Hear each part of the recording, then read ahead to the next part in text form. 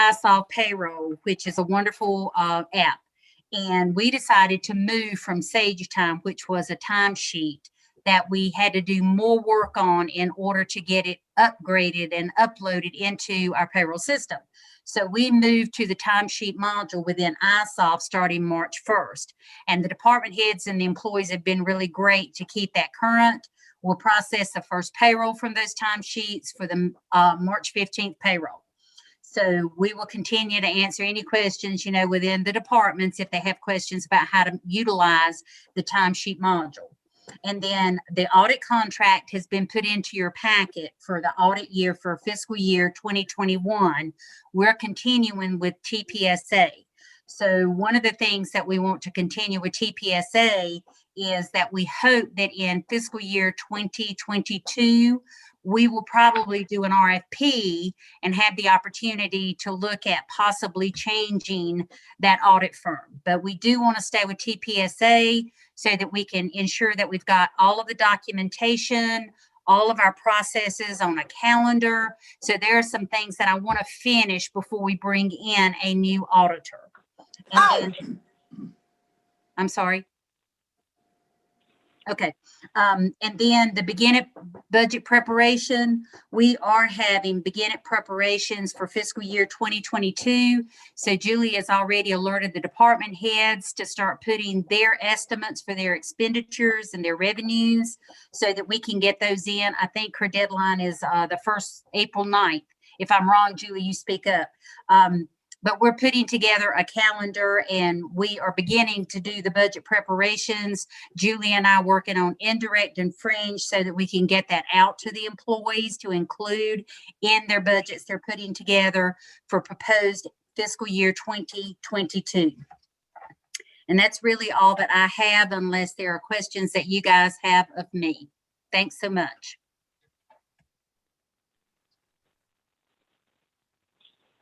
Does anyone have any questions for Julie Page? If not, we need action on the financial highlights.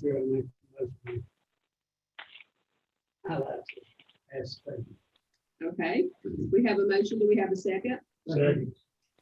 Okay, we need that one. And so,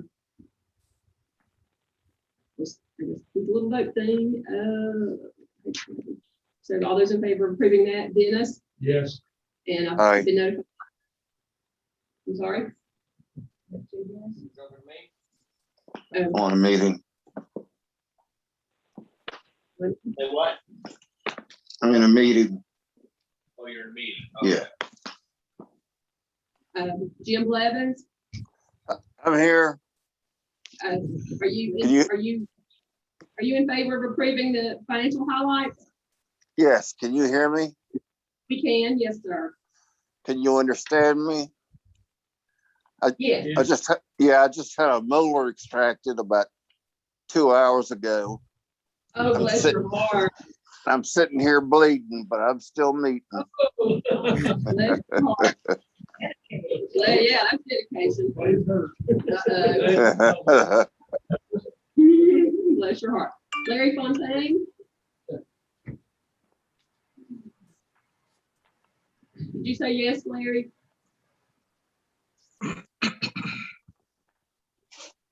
Larry Fontaine? Yes. Okay. Tom Hartman? Aye.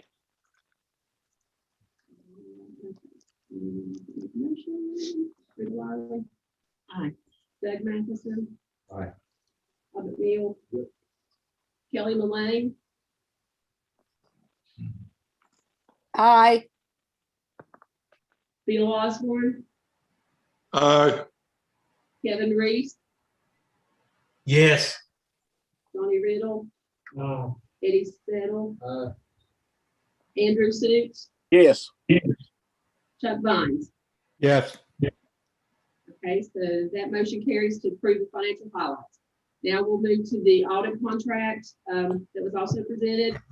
And we need a motion and a second on that, and then I'll take a vote for approval of that. So does someone want to make a motion? Motion to approve. Okay. That was Kelly. Yes. Charles, second.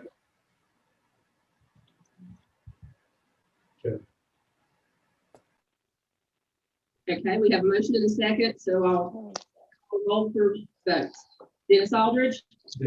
Yes. Jim Blevins, yes, Randy Grant, Yes. Larry Fontaine, Yes. Tom Hartman, Yes. Robert Johnson, Yes. Brenda Lyerly. Yes. Doug Matheson, Yes. Todd McNeil, Yes. Bill Osborne, Yes. Kevin Reese, Yes. Johnny Riddle, Eddie Settle, Andrew Stoops, Yes. and she said Rocky Buchanan. Rocky, are you with us? Yes, I'm here. Okay, are you in favor of approving the going with the same audit company for next year? Yes, ma'am. Okay, all right. Thank you. Then we have approved the audit for the next year, for the following year.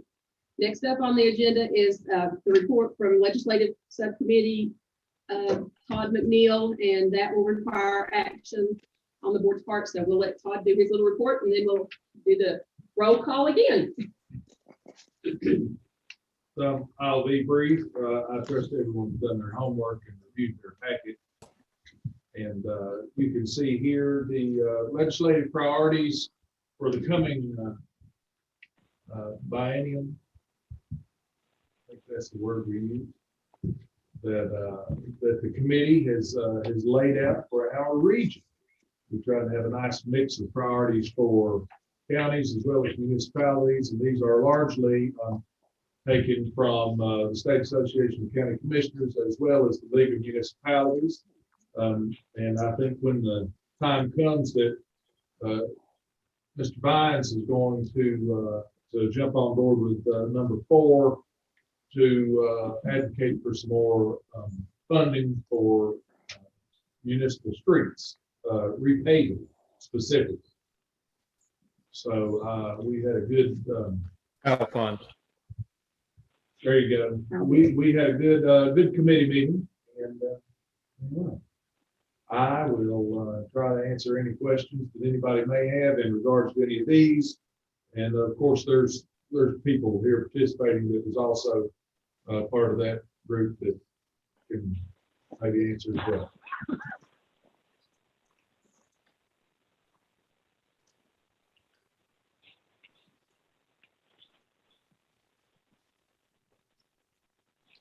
Do you want to have any questions?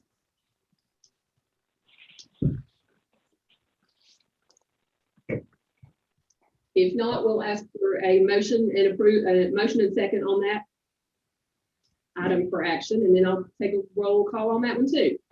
Madam Chair, I will make the motion to approve the listing of the legislative priorities for our legislative meeting. Okay, we have a motion and a second, and so I'll do the roll call. Dennis Aldridge, Yes. Jim Blevins, yes. And Todd, you and your group did an excellent job on this. Thank you, Jim. Rennie, Rocky Buchanan, Yes. Teresa. Are you there? Teresa, I think she joined. She's muted. I'm asking her to unmute.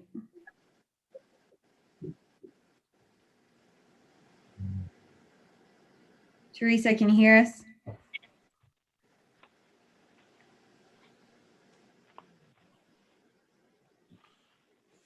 We can just move on until she gets on. Okay, Larry Fontaine, Yes. Tom Hartman, Yes. I'm good with that. Doug Matheson, Yes. Eat myself. Todd McNeil, I'm here too. I vote yes. Sorry. Yes. Oh, goodness. Are you there, Teresa? I am here finally. Okay. Sorry. You're fine. Thank you. I was just asking for your approval on the, I don't know if you heard Todd's report on the legislative stuff. Yes, you had my vote. I didn't realize I was unmuted, or I was muted. Okay, all right, well, we appreciate it. Kelly Thank Mullane, you're welcome. Yes. Kelly, okay, Bill Osborne, Yes. Kevin Reese, Yes. Donnie Riddle, Yes. Eddie Settle, Yes. Andy, Yes. and Chuck Vines. Yes. Okay. And Chairwoman James. Madam Paul- Chairman, Paul Robinson, I'm here. Paul's here. Okay, Paul. Okay. Are you in favor? Did you hear that, Paul? The legislative problem? Are you in Yes, favor? it's fine. It's Okay. fine with me. All right, honey. Thank you. Is that what you were going to tell me, Victoria? Yes. Join. Okay. All right, honey. Thank you. All right. We got a super forum. Yeah. We got a lot of people joining late today. Chairwoman, who seconded that motion? It was Brenda and Robert. John. Okay. For those of you in the boardroom, if you could maybe state your name, please, since we can't Okay. see you too well. I'm writing down who makes the motion in seconds. If you need to check with me afterwards, I've got that jotted down for Great. you. Thank you. Brenda made the motion, Robert seconded. All righty, and so that one's done. So now our next on the agenda is Workforce Development Board updates with Keith Devereaux.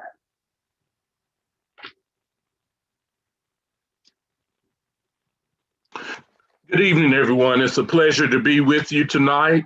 I'm going to start with Keith's top 3 workforce updates. As you can see, the unemployment rates. Currently, Allegheny has a current unemployment rate of 6%. Previously, it was 5.5%. Ash has an unemployment rate of 4.8%. Previously, it was 4.9%. Avery County has an unemployment rate of 5.1%. Previously, it was 5%. Mitchell County's unemployment rate is 6.5%, and previously it was 6.2%. Watauga has an unemployment rate of 4.3%, and previously it was 4.2%. Wilkes County has a current unemployment rate of 5.4%. Previously, it was 5.3%. Yancey County has an unemployment rate of 5.3%, and previously it was 5.2%. For the High Country region, currently that's all of our 7 counties together, we have an unemployment rate of 5%, and it was previously 4.9%. North Carolina's unemployment rate is 6%, and previously it was 6%, therefore there was no change. In the United States, the unemployment rate is 6.5%, and previously it was 6.4%. Want to let you know that the new secretary, Michelle Sanders, has appointed Chet Mottersheed as the acting assistant secretary of the Division of Workforce Solutions. Before being appointed to the acting assistant secretary position, Chet Mottersheed was the Director of Field Operations and Job Search Success within the Department of Commerce. Upcoming event, we were thinking at one time there would have been possible increase in workforce funding depending upon the federal COVID-19 relief package in the House of Representatives and the Senate. That money did not make it in. It fell by the wayside like the $15 minimum wage proposal. So there's not currently any workforce funds that are going to be coming out of the COVID relief package. However, we are hearing that they are there's talk that there could be another bill introduced. So I will keep you guys abreast of that when that happens, or if that should happen or materialize. The High Country Workforce Development Board staff will be working on our annual plan update. It's also going to be time for the reappointment of High Country Workforce Development Board members. And our consortium board will be making some appointments from the private sector to the Workforce Board. Also, we are going to be looking at completing our programmatic and starting our financial monitoring, and I will keep you updated on those aspects as well. In your packet, you have your labor market overview and your unemployment insurance claims that have been filed for the January 2021 that you can look at your leisure. And let's see, yes. Next, in your packet, I want to talk with you briefly about My Future NC. And you'll probably be hearing more about this, and you can let your superintendents know and maybe some of your county managers that I plan to be coming through the various areas talking about this.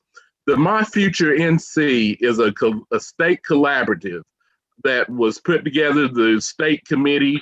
It has people from public education, our community colleges, our universities. Our very own Senator Deanna Ballard was very instrumental and sat on this statewide commission.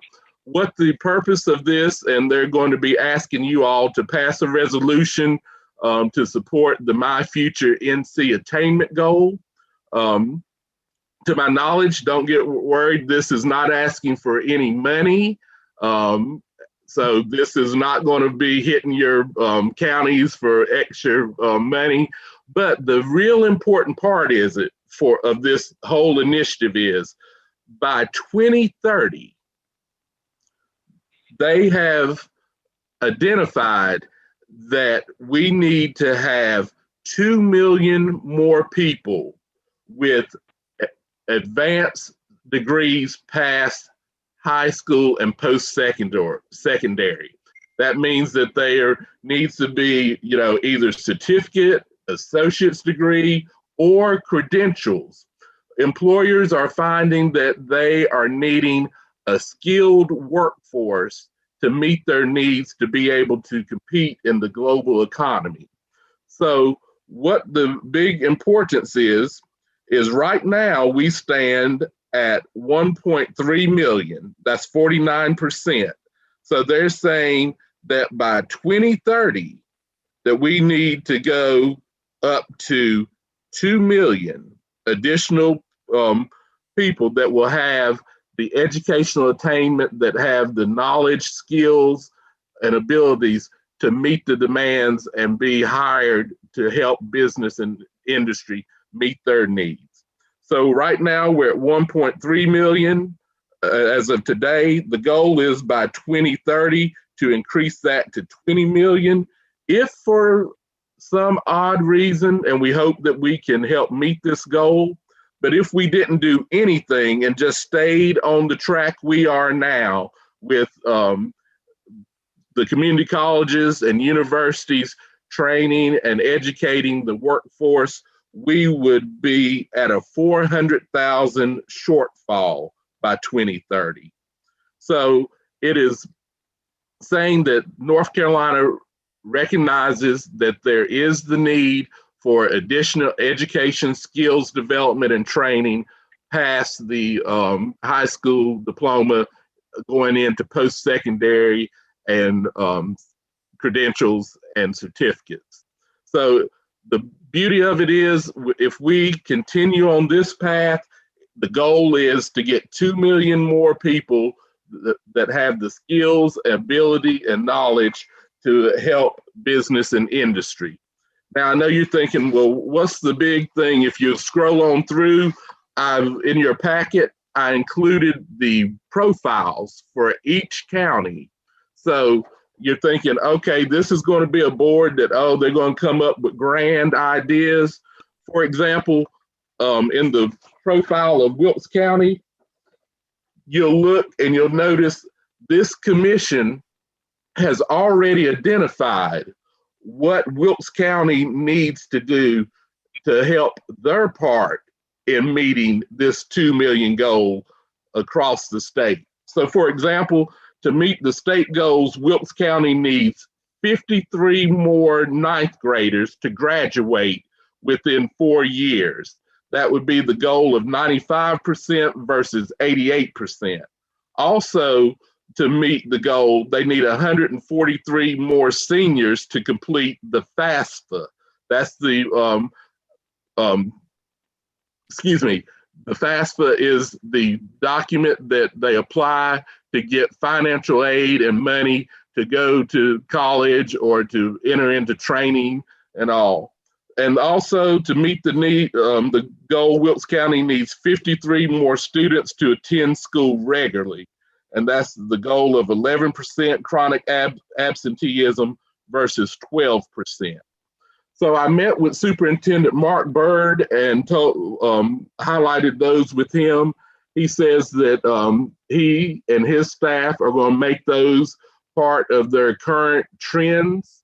My goal is to meet with other superintendents in the 7-county region and community colleges and the chambers so that we can all be on this team to help develop this skilled workforce that is going to be so instrumental and needed in the days to come.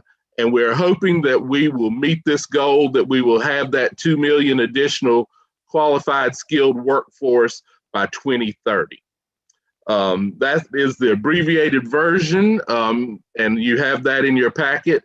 And if you have any questions, I'll entertain those at this time, or please feel free to call me. And if you have any questions about this or would like to discuss it in greater detail. Madam Chairman, that concludes my workforce report for tonight. Okay, thank you, Keith. Does anybody have any questions for Keith?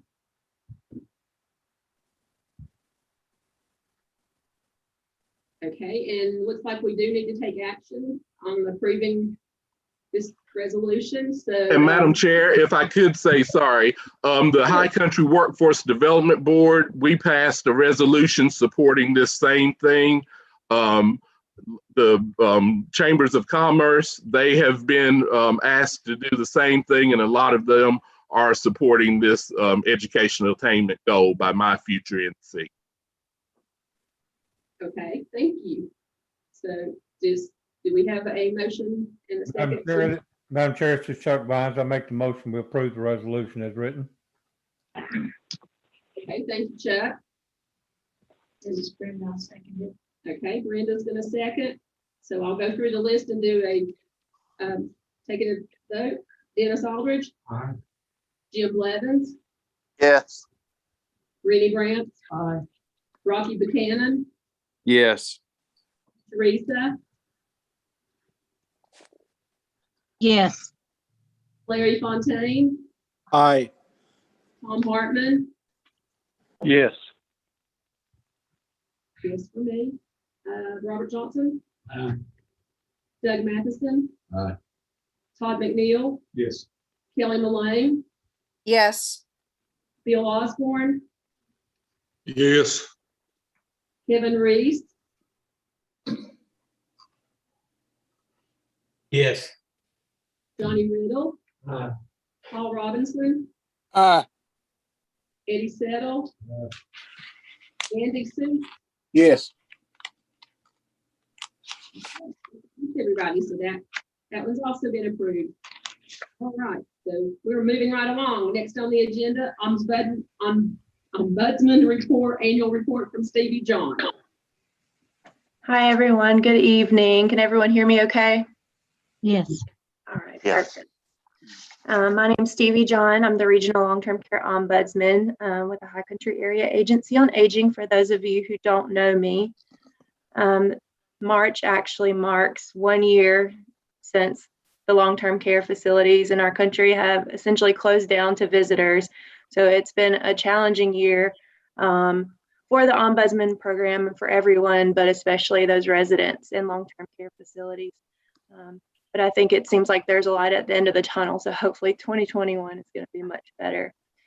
I'm just here to give you the overview of federal fiscal year 2020. So of course, we cover the 7-county region, and we still have 26 long-term care facilities in our region. So that's 11 adult care homes, which are also assisted living facilities, 4 family care homes, and 11 nursing homes.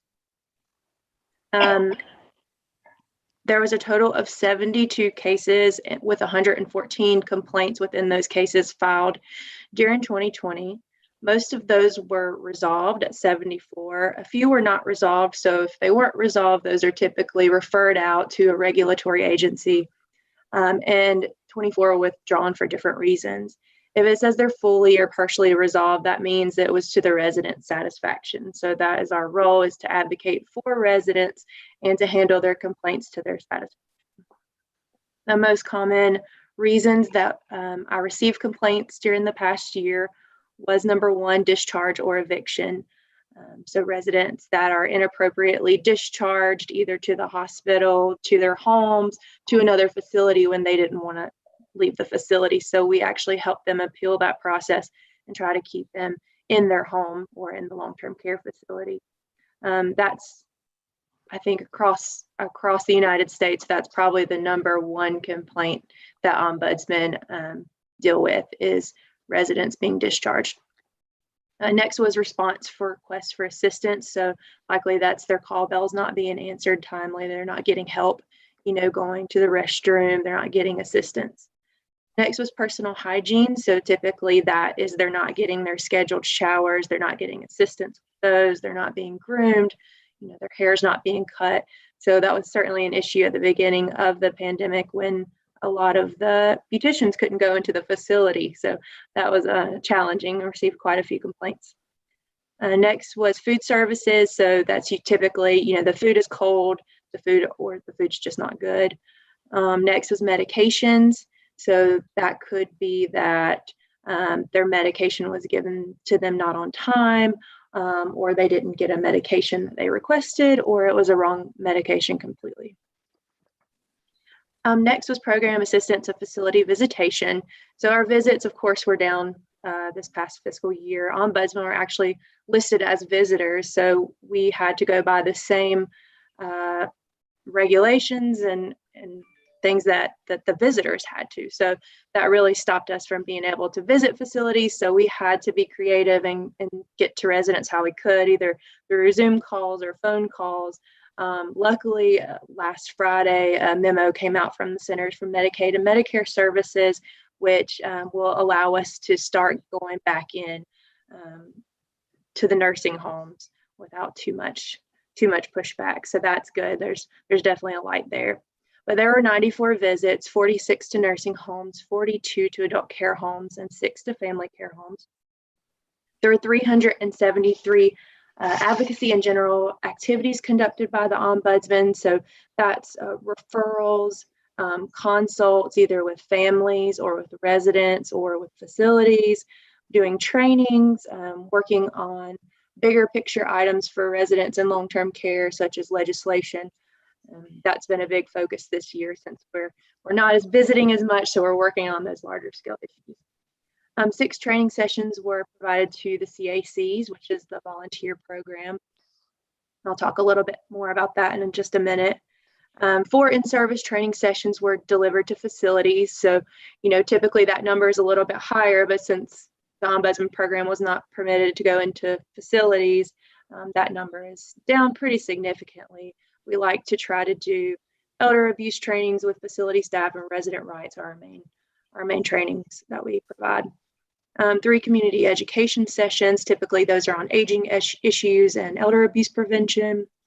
There were 152 benefit rights and regulations activities by the ombudsman. So that's typically resident rights consults, or regulation interpretation with residents or with families or anyone that just wants to know more about regulations in long-term care. And there was 52 provider consults. So that number is actually up. That's when the facility staff call the ombudsman program for assistance, which that's great that they reach out to us when they're not sure what to do, because I think this was a year of a lot of people not really knowing what to do. So that number, I think, will be up significantly across the whole program, across the state. Lastly is our Community Advisory Committee. This is our group of volunteers. We actually have 9 groups in our 7-county area. So our larger counties, Watauga and Wilkes, actually have 2 committees in their county. There are 30 volunteers currently. They're hanging in there. The program has been suspended for the past year. We've just started doing some online training. So I'm hoping within the next month or two, we can start recruiting again. So below you can see the vacancies that we currently have. But like I said, we're not recruiting at this time. So as soon as we're able to recruit, I hope to reach out to some of the commissioners and get some of these vacancies filled. And to the left, you see that the CAC still provided 308 hours of service and drove 2,404 miles. So that was the year wrap up. Excited to be back in facilities, hopefully very soon, and get our volunteer program running again. So thank you for letting me present, and I'm happy to answer any questions if you have any. Thank you, Stevie. Does anyone have any questions for Stevie? Madam Chairman, this is Kevin Reese, and I do have a question. And I'm new to the board, and I don't know a lot about the program, what you're doing. I'm still learning. But one question that I have is, when you're going into these facilities, do you hear complaints of maybe patients not getting their narcotic medicine? Maybe somebody's taking that, and what steps can make that more secure? Because I do hear of instances where people say that happens, patients say that, and that's very sad. Yeah, that's definitely very scary. So I don't personally get a lot of those complaints. I feel like people who perpetrate in that way are typically preying on someone that maybe doesn't have the ability to complain to me, or the ability to say, I don't think I got my medicine today, because, or some, I think that's where people would look if they wanted to steal medication, if that's what you mean. But if that ever is an issue, if you hear about that, you can always call the State Bureau of Investigation. They are very happy to investigate that. You can call me and I can tell you, the avenues to go down. And I will say that we do not, the Ombudsman program, we don't investigate abuse, neglect, or exploitation. So if we do get those complaints, we'll of course stay with the resident and do anything they need us to do, but we would refer that to Adult Protective Services in the county. Thank you very much. Thank you. Anyone else?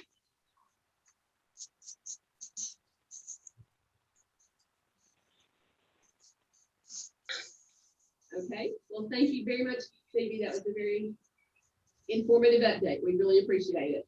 Thank you. You're welcome. Madam Chair, this is Chuck. This is Chuck. Once again, I want to apologize, but I've got to get away. Okay, I've got a sure. meeting with the county commissioners here in just a few minutes, so I got to run down the road real quick. So thank y'all very much, and I apologize again for having to cut out on you tonight. Oh, that's fine, honey. We appreciate you being with us while you could. Thank you. Thank you. Okay, next up is for the 2020 ARC report is Phil True. Thank you. Good evening, all. In your agenda package, starting on page 34, is the High Country COG report to the Appalachian Regional Commission, or ARC. ARC provides our planning program grants every year based on the calendar year. The grants they provide us are typically around $85,000. We've got to match that. The match rate varies year to year, but it's always somewhere between 30 and 50%. That inconsistent match rate year to year and the fact that it's on a calendar year does pose some challenges to its budgeting. I've got to do a report that's in your packet to ARC every January following our grant program year. So what you're seeing is activities we provided in calendar year 2020. I'll just go through it pretty quick and point out some highlights. Excuse me. Page 1 is just a listing of significant economic development activities throughout the region that occurred in the past year. One thing I will point out is that Small Business Recovery Program in Wilkes was an initiative of the Wilkes Economic Development Corporation. And both the county and the town of Wilkesboro and the town of North Wilkesboro all contributed money to that program.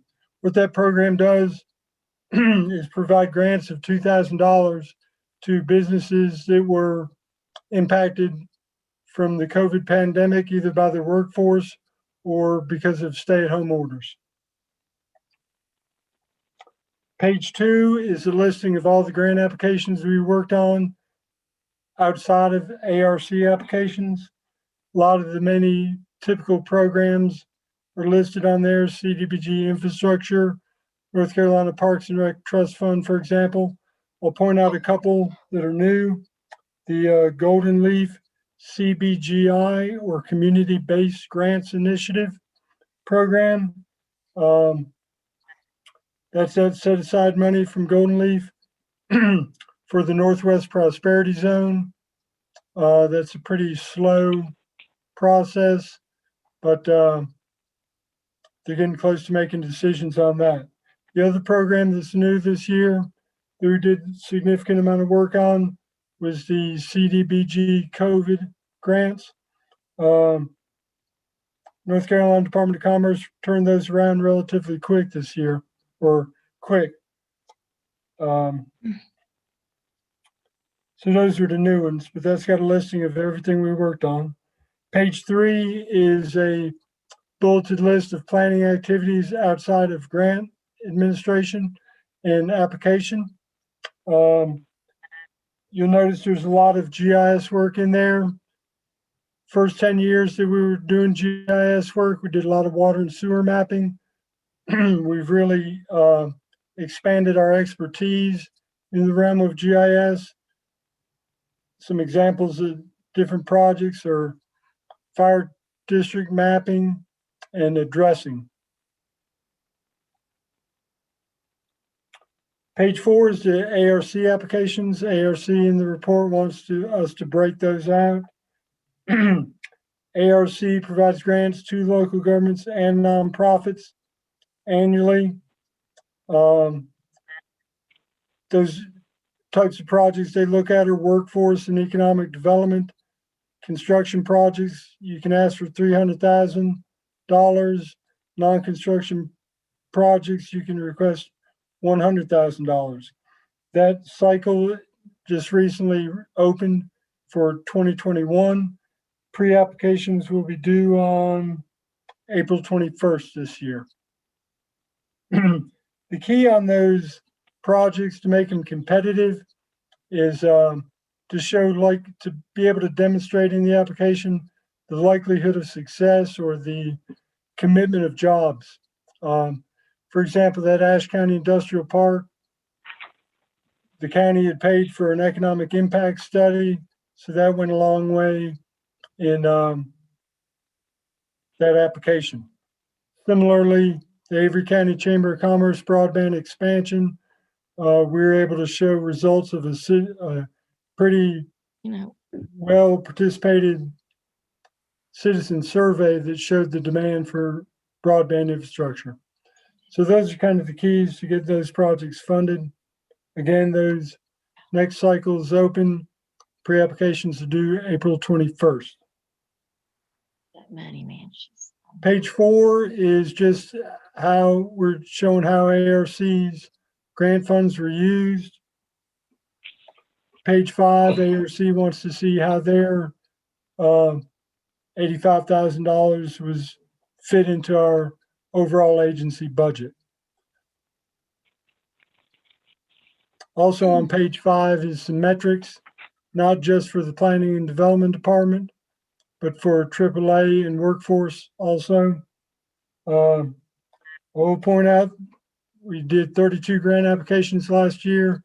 That is much higher than we typically do. So I'll stop there and I can go back. I've got it in front of me and answer any questions you may have about the report.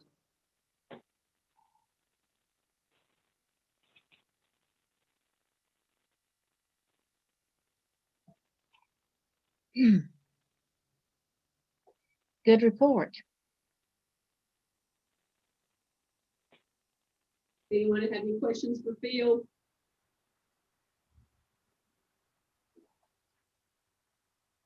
That was a very good report. Phil. We appreciate it.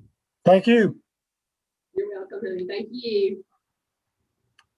Moving right along, our next report is from Advisory Committee and Executive Director Julie Wiggins. Great. Good evening, everybody. It's good to see you all. I really just have a couple of items. For one, a week from today, we'll have our second annual legislative day. This year will be virtual. It's going to be held from roughly 10 to 11:30. So hopefully everybody's gotten the invitation. We'll send out reminders this week with the draft or with the approved slate of priorities. So big thanks to the subcommittee for the hard work and the time and the effort to put that together. I think that's going to be a great advocacy tool for the region and for the COG. I don't believe we've sent out the draft agenda just yet, but we do have a couple of additions for our panelists, and we'll kick off the meeting with Representative Fox, who is able to join us. And then secondly, Senator Tillis is able to join us and has requested about 15 minutes of time to speak. And so we're excited to have those additions. So we'll send out the draft agenda this week with the priorities and a reminder and the link. So look forward to seeing y'all there. Just kind of a housekeeping item about, as was discussed earlier, just in terms of the question and answer session, it will be easier if you all have your question in advance to go ahead and send those maybe by Friday if possible. And then that way, Chairwoman James and Vice Chairman McNeil can have those and they can ask those in the Q&A, and that'll just be a little bit easier to manage than the chat box, but you can also feel free to put your questions in the chat box as well. But that might be helpful for making sure that your questions get answered, Powell bill funds, for example. So that all will go out this week. I'm really excited about that event. Let's see. Really the only other thing I have to talk about is Anna Cameron with the NC First Commission will join us next month to give an overview of the NC First Commission's work over the past number of months. Mayor Brenda Lyerly has been on that committee as a small group of folks from all throughout the state to talk about transportation needs and funding needs moving forward. And so she provided the RPO a nice summary of the work that's gone on for many months and a long report, and she condensed that into a nice overview. So she'll join us next month. And then hot off the press is, and then Victoria, if you don't mind bringing this up, but there is what's called the NC Impact Report. This is similar to our COG's annual report. A group with members from each of the COGs got together and put together data that's similar to what we would report on our region's work and impact, and they did it at the state level. And Victoria Potter, I want to give her kudos and recognition where that is deserved. She put a lot of time and effort into helping this committee put this report together, and that this the final draft was sent out about, I don't know, 30 minutes to an hour before the advisory committee met. So we didn't have that in time to put it in your packet, but I have a note to email that to you all tomorrow, and we'll get it in our weekly bulletin. Madam Chair, that is all I have, and I'd be happy to answer any questions. Does anyone have any questions for Julie?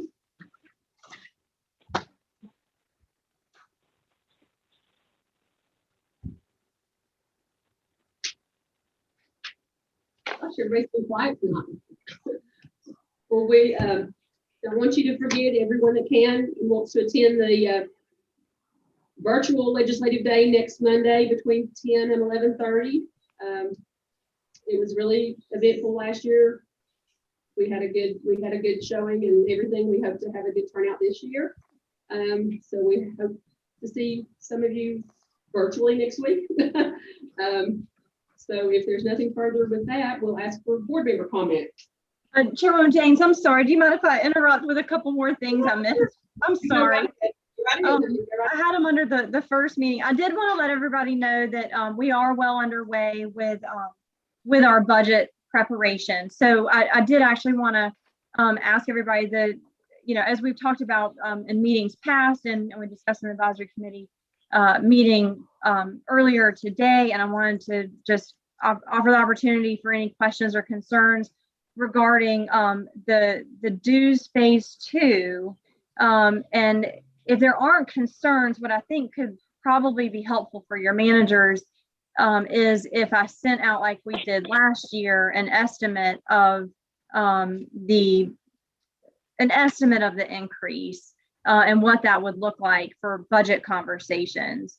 So does that sound acceptable to everyone, or are there any concerns or questions? Sounds good.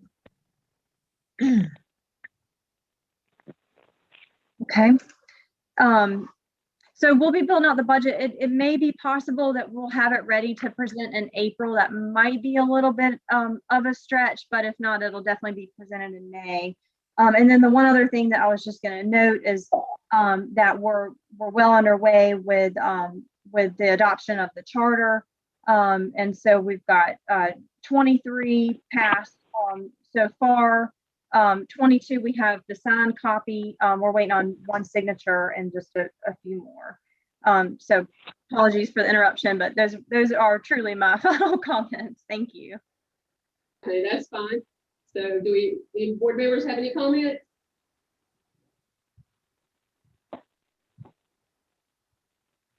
Only comments I'm going to have are, I don't know if any of y'all are aware of it because I'm in the small county of the bunch, sort of. My town administrator, Wednesday is his last day. He's retiring. So please be in prayer for me for the next little bit as we undergo a search for a new town administrator. I think we're not going to try to do an interim for the time being. We're just going to try to wing it. I guess I'm going to try to wing it. But we will be, I'm going to have a lady come from the council or the league and help us with our search starting. She's going to come in April. And hopefully our board can come up with a good replacement and someone. So if you know anybody that's looking for a job in that line of work, we send them our way. So I've got that coming up. Don't know of any other comments that I have. Hopefully things are starting to get a little back to normal, and maybe eventually we'll get to all meet back together at some point in time. But I am looking forward to next week. That's going to be, I've never done it virtually like that, so that'll be interesting. Do we have any other business? Victoria, did we have any public comment? We do not have any public comments. Well, the last action on the vote. There we go. We have a motion to adjourn. Does anyone else want a second, or does everyone just raise their hand and say good night? Or acclamation. Acclamation. That's good. Good. Anything else, guys? Good. Yep. Okay. See you Good. hopefully next Sunday or next time or All right. whatever. Thank you. Thank you all. Good night. Thank you. Good night. Good night. Thank you. Thank you. Good night. Good meeting. Good night, y'all from Wilkesboro.